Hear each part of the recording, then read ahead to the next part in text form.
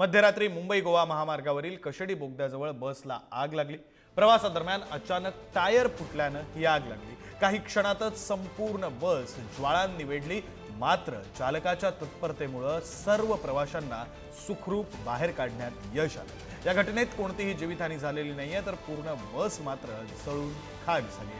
Khed police आणि अग्निशमन दलानं घटनास्थळी धाव घेऊन आग विझवली।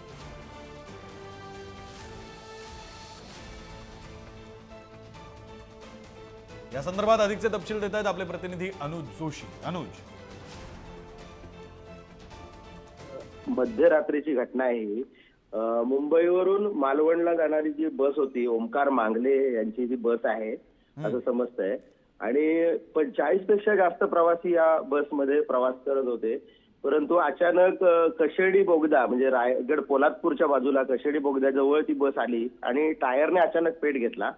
सुदैवाने सर्व प्रवाशांच्या लक्षात आलं, काही प्रवाशांच्या, आणि मग ते बसमधून खाली उतरले आणि त्यामुळे त्यांनी सामान वगैरे सगळं उतरवून घेतलं। त्यामुळे कोणत्या प्रकारे जीवितहानी झालेली नाहीये, परंतु थोड्याच वेळात ती बस पूर्णपणे पेटून गेली।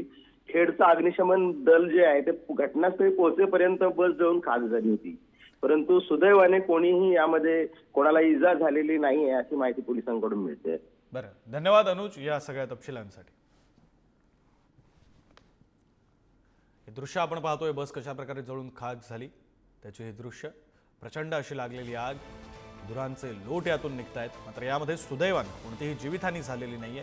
चालकाच्या आणि प्रवाशांच्या तत्परतेमुळे सर्वांचे जीव वाचलेले आहेत। गणेशोत्सवासाठी म्हणून मुंबईहून कोकणाकडे जाणारी ही बस जळून खाक झाली।